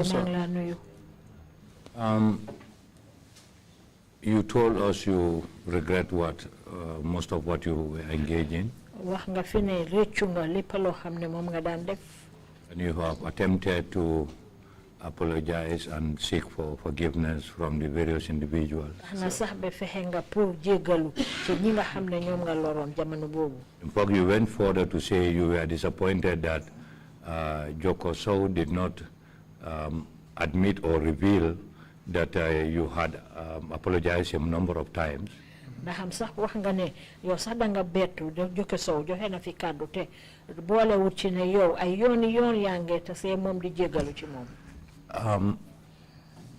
Maybe the way you approach Joko and the others may not have been sufficient enough and convincing enough that you regretted what you did. xëy ci anam yi nga xam ne ñoom nga dee ñaanee njégal ci ñoom loolu doyut leen pour wane ne rëccu nga li nga def. And the way you casually did it may have also indicated to them that you had no remorse for your deeds. xëj ci anam yu yomba yi nga xam ne noonu nga ko defee taxut ñu mun a jàppane dëgg-dëgg li nga def loolu rëccu la. I thought it was going to be better you look for an elderly person, and a respectable person that will lead you to their homes or to a venue where it will be mutually agreed, and then you play and apologize. Nim doon gënee nga ut kilifa wala koo xam ne kuñ ormal la nga àndaa moom fekk ko ba këram wane ne danga ñëw ñaan si njégal ci ñoom lu dul rek tasee ñoom di njégalu. Wala ngeen d'accord place boo xam ne foo nga naa daje parce que mun na am doo óolu ne dem seen kër mun na cee am dara. Or you arrange to meet at a neutral place if you are not sure about your security in their homes. Why loolu boo ko defut borom dina foog ne kii boo oytu sax mu foog ne mu ma ñaawal après lu ma def yëpp do not ma daje ci yoon bi de moo ne baalal ma baalal ma. Your victims may even not take you seriously and think that you are even mocking them after what you've done to them. How do you see this view? No, li nga wax dëgg la daat. Because what you have said is the truth. Pour ma approach leen sax dama am pour I just have to force myself.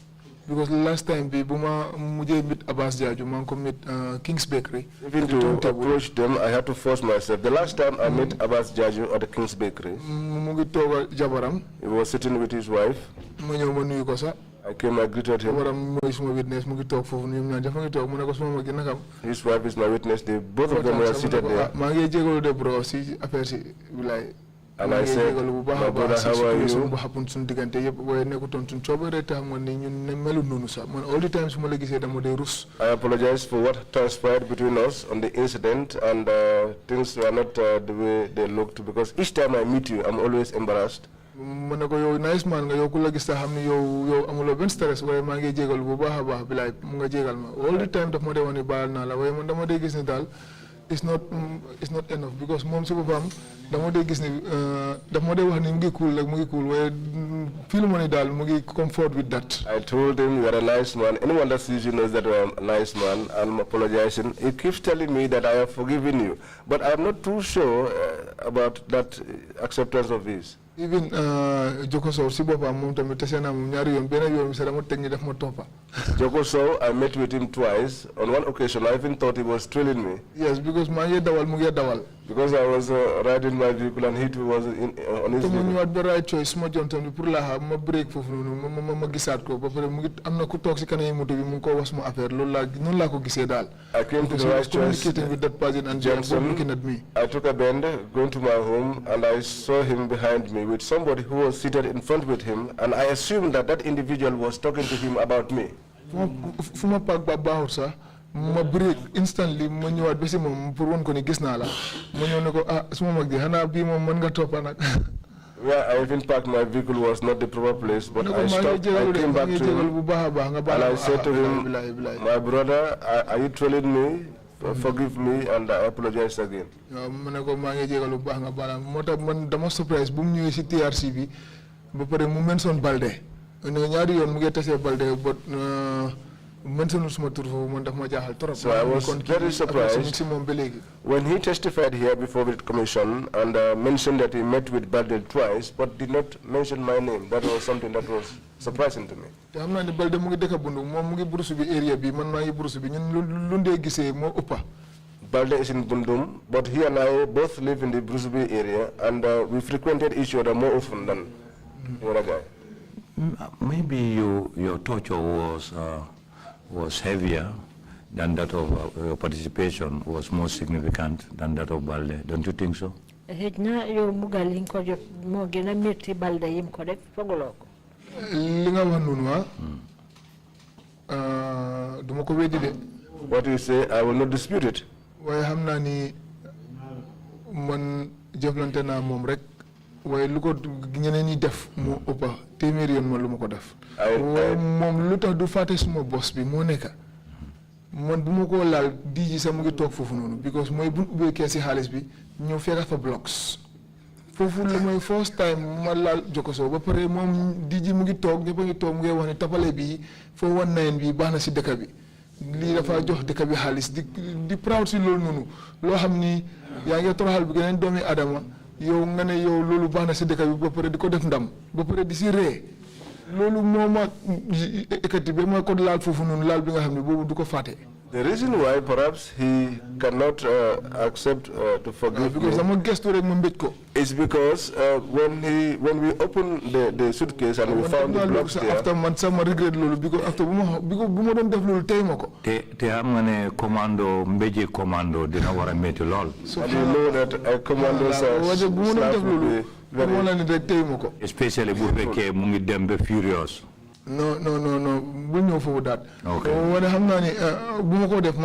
because after I realized this, I want some boss and you talk. Because I know that when I was doing that, because was not my fault. The brags affairs he content because he was bragging about his actions, claiming that such activity will bring money for the country. Yeah, I just want to reinforce Commissioner Carr's points that TRRC has a special unit or committee they call the Reconciliation Committee.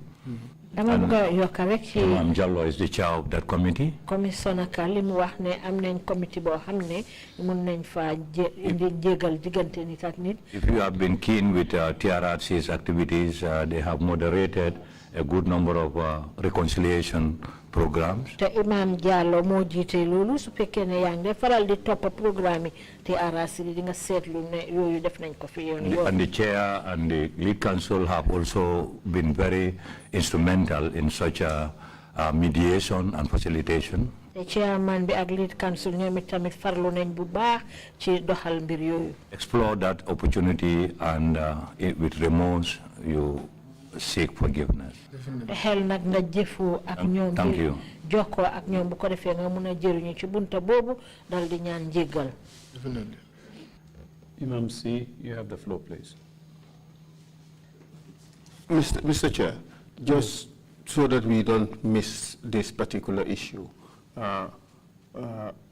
when you slapped Joko Sow in the presence of your Director General, did he say anything? Joko Sow, ci sa kanami Director General, wax na dara? No, nobody said anything. Okay. Thank you. Imam C, you have the floor, please. BASIRU Council, can you give us a moment to sort ourselves here? Imam, hold on a second, Imam. Interpreter, what's the situation? For to say that, Imam. No, but everything's okay there? Well, if he speaks in all of yes, we are good. Well, are you ready? Yes, we are. Indeed. Thank you. The sheriff that you arrested, of all the time that he spent there, what was his condition like? Comme nous amna déma ko fi ñewon Sadio bu doon explainer amna ñoo xamni ñu ngi am place so dugassé ci NIA bi rek amna ben salle bu mag bo xamni pour magé ak kilifa yi. As Sadio explained there yesterday, there is a special room where we keep elders there and officials. Big room with ventilation, everything. But ñu ngi am sen spogne fofu, ñu ngi am sen sanké fofu, ñu ngi am sen sajada yi dañoo julli. It's a big room. Has mattresses. They have their praying mats, good ventilation. ñoom fofu la gaay nekk. That was where they were. Waaye moom kenn doorul ko fa. But nobody beat him there. I did not hear of him being beaten. I have never seen it too. Except to keep them in one place for a long time. But I have not heard them being beaten. Even every time anytime so Sheriff, each time he comes in, he used to pray for me and my colleagues and even gave me his number and asked me to visit him. But up to date, I have not visited him. When you were enrolling into these things, or when you were getting into these things, were you married? I was married long before. jërëjëf. Thank you. Thank you. Fine. If you have any concluding remarks to make, please proceed to do so now. Seede bi bu fekkee ne am nga kàddu yu mujj yu bugg a gaaral mun nga koo def.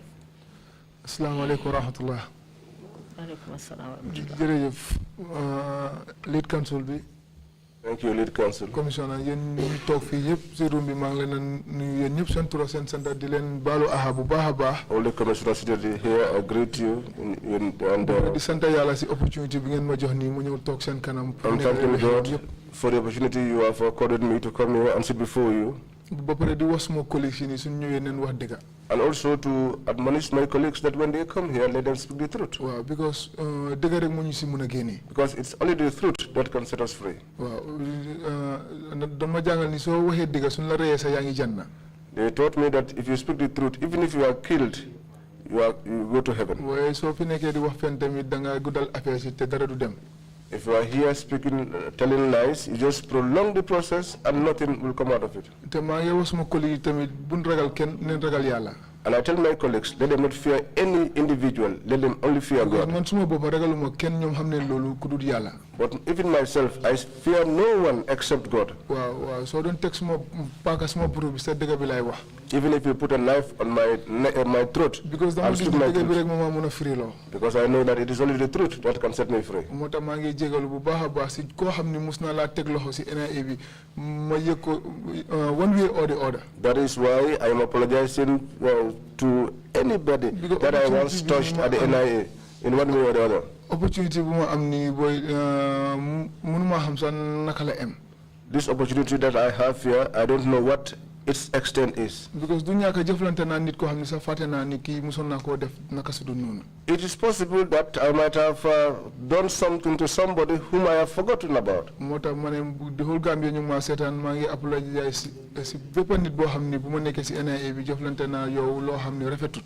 That is why I am here and been watched by the entire Gambia. That anybody that I might have dealt with in an improper manner at the NIA, I appeal to them to forgive me. maa ngi ñaan suma boy ñu ma tudda seen tur fii ak ñu ma tudd seen tur yëpp ñoom xam neen ma bu baax xam neen suma diggante ñoom naka la fa taajoo. I appeal to my colleagues, those that I have mentioned here and those that I have not mentioned. They know me. bu gaa yi ñëw fii di jéem a isi kisi kasa sa oo di isi wax bu story nen wax dëgga. Let them not come here and try to muddle the water. Let them just speak the truth. dëgga moo neex yàlla.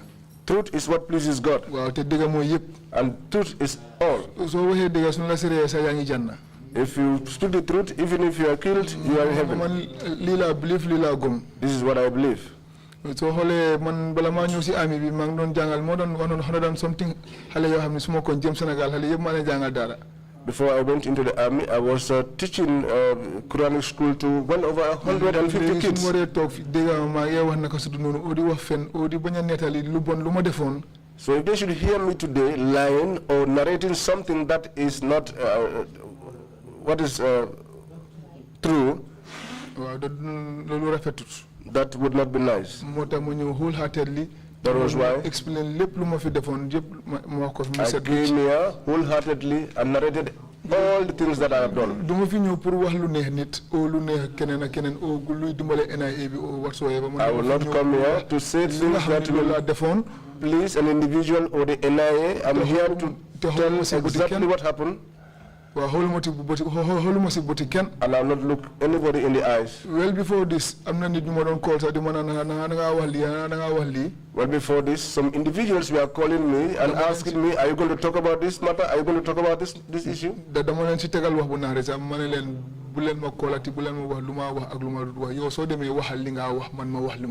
I even spoke to them harshly. I told them, nobody will tell me what to say or what not to say. When I go, I will say what I have to say. When you go, you too say what you have to say. But I know that I am not coming here to implicate anybody. And anybody's name that I mentioned here, it should be clear that they have done that and I witnessed it. I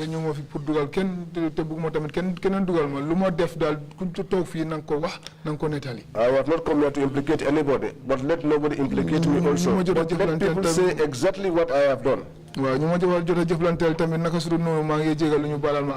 those that I have dealt with in an improper manner, I'm appealing for them to help me, to forgive me. Organize anything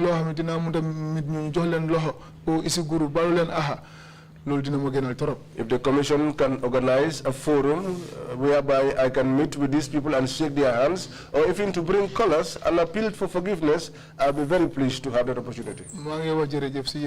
I'm saying thank you to all of you. Asking for your forgiveness and praying to God to bless us and give us peace. Protect us from the machinations of Satan. One last question, sorry, that's coming back a bit late.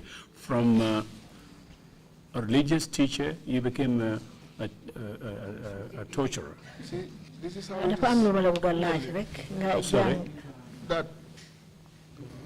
that is it.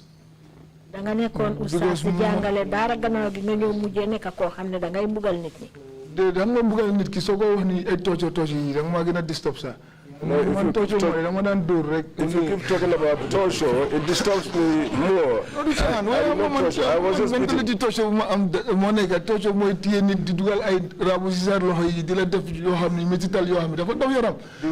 Torture the definition of torture.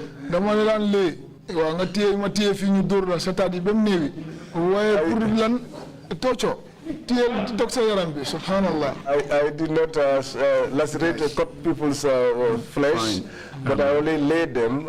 But we laid them until their buttocks will be swollen. You probably would be a bit uncomfortable with this last question. Did you ever extort money from anybody during the years of special operations that you conducted? Ndax mus nga jël xaalis ci ñen ñoo xamne da ngeen leen daan japp ci ay anam yoo xamne ñu leen ebaloon ci ngeen liggéey. Non, man suma fekkee fu ñoo jëlee xaalis naka su dul noonu sax man duma ko nangu man may jëlaat xaalis boobu delloo ko because am na beneen incident boo xam ne maa ko doon experience suma story yi sax boo xam ne xaalis laa jël si loxo nit kun accuse mu delloo ko koo xam ne sax at the end of the day sax xam nga appreciate na ko ba dafa ñëwaat foofu with lot of money just to please me ma ne ko man duma jël bribe waaw. I never did that. Even if I were in a situation where such monies were taken, I never take part in taking that money because there have been instances. There has been an incident which I explained earlier on in my story where I had to take money and return it back to someone, and who was so pleased that he came back to the office, tried to offer me more money, which I rejected. Because because after at the end of the day dañu ne yow da nga nek hypocrite o so gene yow ay wax o yow bugulo boka o bugulo tilmal sa loxo so yaa ngi gis yi motax ñun tamit am nga ba pare so ko defut moy problème. They were not comfortable with me. That was why they took me and put me with the people who did the beating, because I was not doing it and they were not comfortable with me. So they will be suspicious that perhaps if I did not take part, I would be the one talking about it outside, or that I was a hypocrite. So the situation was such that I eventually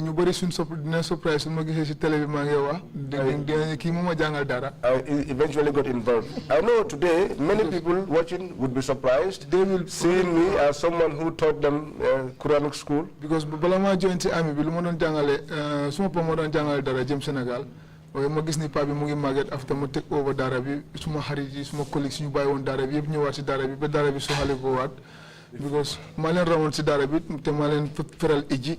Abajada bi bon ko mokal so xamé wu ma ben jikko bu melni nit ñi so su ma gisu don ci télé bi nobody du mëna believe ni bas nakate da amon na jikko bu melni. Before, my dad was the one teaching the Quran school, but when I realized that he was getting old, I took over, and my colleagues who had left school because of me had to return back to school, and I had to help them, you know, to learn the Quran. So nobody, if not for this testimony, nobody amongst the people who know me can believe that I was capable of such behavior. Capable of torturing other people. Thank you very much indeed for your testimony, Mr. C. Jërëjëf Mr. C. ci sa seede yi nga xam ne gaalal nga ko fi. Council, you have another witness ready for the afternoon? Or No, earlier Mr. thing Mr. was this was the one that you Mr. would Chair, this is it for this session. But before you wrap it up, I just want to take this opportunity to issue that warning. Yes, please. To the NIA authorities and personnel and colleagues of BASIRU SEY to refrain from all action that would amount to threats against him or victimization of him on account of the testimony he is giving before the TRRC. Mr. C is a witness of the commission. He has answered the call of the state to come and speak truthfully to what he knows to have happened at the NIA, and no one should interfere with him, no one should threaten him, no one should victimize him. And the commission would be watching, even post this commission. The commission would put it in its orders that certain individuals should be always dealt with properly in accordance with law and fairly, because they have done what their nation has asked them to do, which is to come and truthfully testify to the things that they know. These are people that we should all congratulate for their boldness and commitment to the national cause by speaking the truth. They should not be vilified in any way. So we encourage and urge the authorities of the NIA or SIS to take these people, treat them properly, and protect them and shield them from people who may wish to exert revenge against them. Thank you very much. And Mr. C, if there is anything that you think the commission should know, always feel free to report to the commission any activities that are taken against you in order to victimize you or to exert revenge against you. Thank you very much. Yeah. Thank you, Council, for that warning. And this brings us to the end of proceedings for today, proceedings for the 19th session, the 3-week time that we devote to sessions. And we are going to take a 1-week break from public hearings. We will continue with committee hearings and outreach activities and resume the 20th session. We would open on the 25th of January. So we will end the proceedings here today and come back on Monday, the 25th of January. Meeting is adjourned. Thank you all very much.